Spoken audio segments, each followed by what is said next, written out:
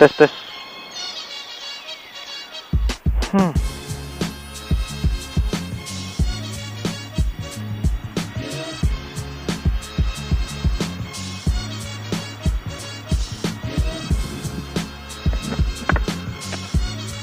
Yo, what's up everybody? Balik lagi di channelnya Reza Kusuma Putra. So, oke guys, jadi gua di video kali ini pengen cerita sedikit soal Shock of Lens belakang yang baru aja gua beli kemarin.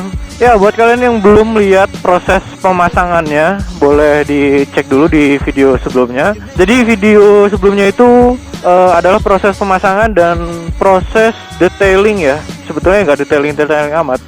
Jadi Shock of Lens yang gua beli ini itu kondisinya second atau bekas pakai lah ya, udah dipakai sama orang lain. Jadi bukan beli dengan kondisi baru. Kenapa gua beli dengan kondisi second? Karena memang harga jual kembalinya stabil dan kebetulan gue dapet barang yang memang kondisinya masih bagus gitu. Jadi kalau misalnya gue beli dengan harga segitu dan gue juga jual nggak jauh dari harga yang gue beli sebelumnya. Kalau misalnya lo beli barang baru kan biasanya kalau udah lo pakai harga jual kembalinya kan lumayan ya. Tapi kalau lo beli second dengan kondisi yang masih bagus kan, apalagi dengan brand-brand yang bagus kayak Brembo juga gue beli second ya kan. Terus Shock of Lens gue beli second karena emang brand dengan kualitas yang bagus gitu. Kalau bisa lo beli atau memilih dengan bagus, nilai jual kembalinya juga akan tetap bagus gitu loh. Kemarin kebetulan emang kondisinya tuh bagus, cuman kotor aja kemarin itu. Jadi gua bawa ke All-in Detailing untuk dibersihkan. Jadi sebelumnya itu dia ada kayak kerak-kerak bekas aspal gitu ya, nempel-nempel di tabungnya. Terus juga ada bekas-bekas lumpur yang mengering dan itu nggak bisa dibersihin kalau cuman dengan sabun-sabun biasa gitu. Jadi gua putuskan untuk bawa ke sana, sekalian juga gua main waktu itu ya. Karena si ownernya juga punya Shock of Lens di motor ADV-nya, dan nanti itu motor ADV-nya bakal gua review juga sih nanti setelah video ini mungkin, karena ya seperti yang kalian tahu mungkin dirasain di seluruh Indonesia ya. Sekarang lagi musim hujan di bulan Desember, hampir tiap sore itu hujan. Ini motor juga sebenarnya habis dicuci hari Minggu kemarin dan sekarang udah kotor lagi. Jadi tiap sore itu pasti turun hujan gitu, jadi nggak bisa dikondisikan. Nah, gue juga pengen cerita sedikit nih ya. Ternyata Shock of Lens itu kan dia punya tiga ya, bisa bilang tiga kali ya. 3 setelan lah, setelan di shock breakernya.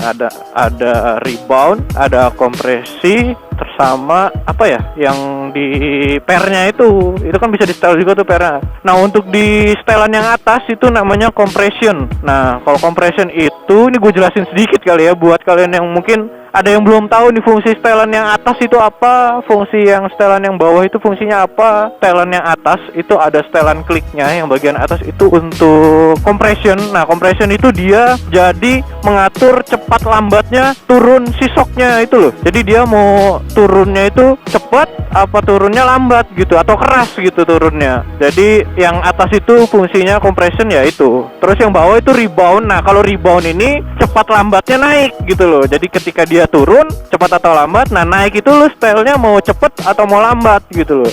Jadi ketika dia dep gitu turun tuh shock ya, dia mau naiknya cepet atau mau naiknya lambat. Nah, itu setelan apa tadi namanya, rebound ya, yang di bawah, klik yang ada di bawah. Nah, kemarin itu udah gua style kemarin pas waktu stylein di All-in Detailing sama ownernya itu Om Vino, itu terlalu keras menurut gue. Jadi gue style lagi.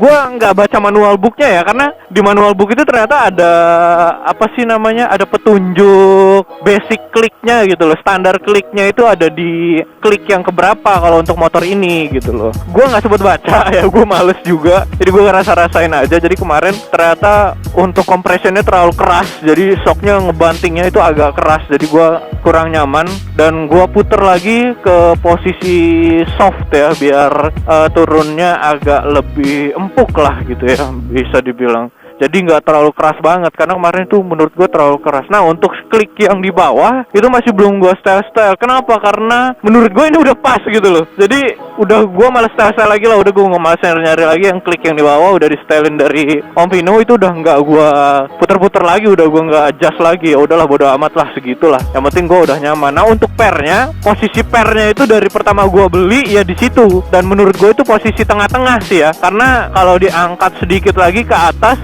terlalu lembek, takutnya nanti terlalu bumpy gitu soknya, jadi nggak nyaman ya kan. Jadi gitu guys, ternyata punya sok yang kualitasnya bagus itu kayak gitu.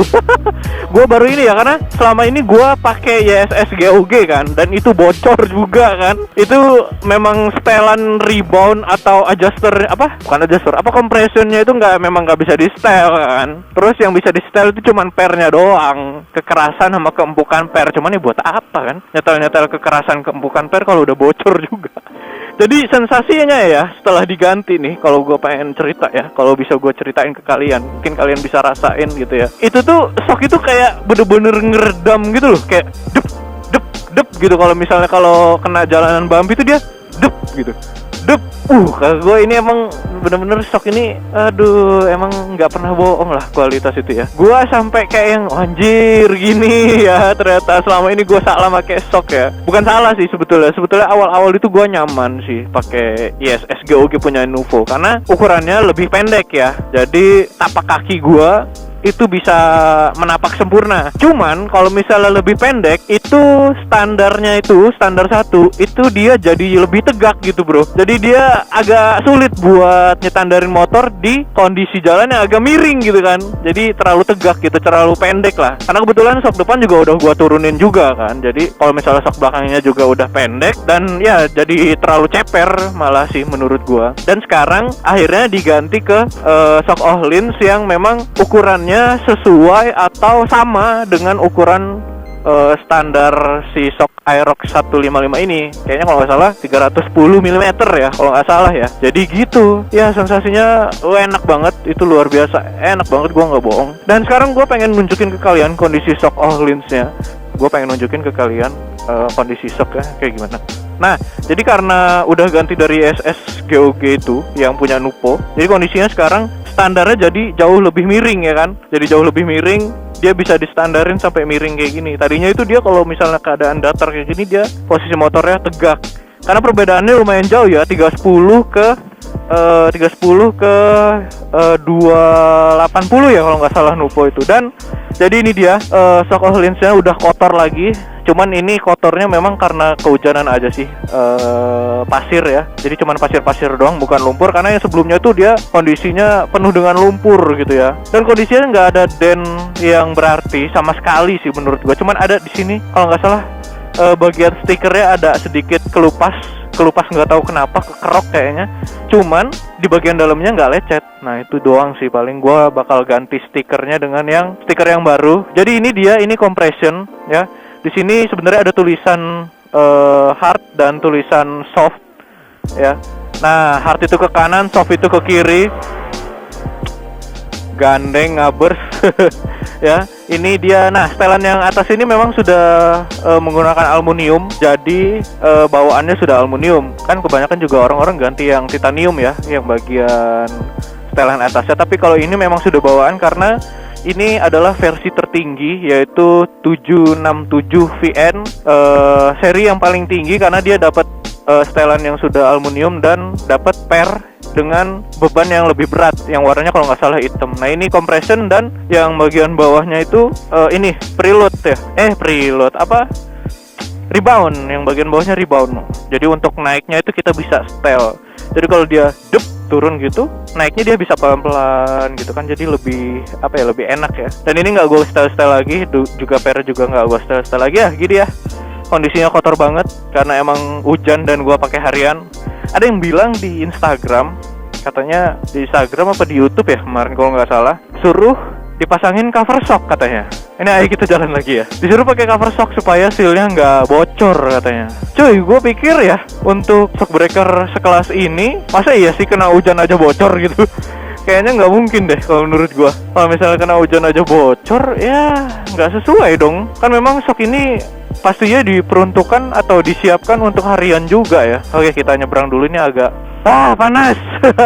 Ya, banyak yang bilang juga gua ganti sok Ohlins ini karena pengen ngeledekin Bloriski. Ya enggak juga, karena memang kondisi sok SS gua yang sebelumnya itu karena emang udah bocor juga. Dan kalau misalnya diganti, harusnya bisa dengan kualitas yang lebih bagus dong, ya kan? Kalau kita ganti dengan kualitas yang di bawahnya, ya percuma.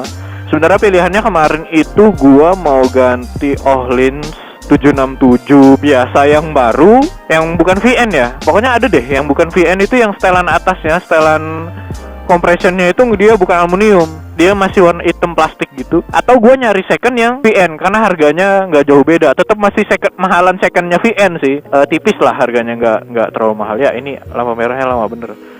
Ya, selama ini gue masih pakai helm harian ini NJS ya, NJS Kairos ya. Helmnya lumayan nyaman, cuman ya itu gue awkward banget pakai kamera di samping kayak gini nih, terlalu heboh aja gitu ngeliat. Ya, walaupun pakai audio backpack ya, nggak terlalu banyak kabel-kabel yang ruwet, cuman ya tetap aja gue pasti diliatin orang gitu, kan apa sih ini orang gitu. Cuman ya mau gimana lagi, beginilah adanya ya kan. So, oke guys, jadi gitu aja untuk video gua kali ini tentang si Ohlins ini.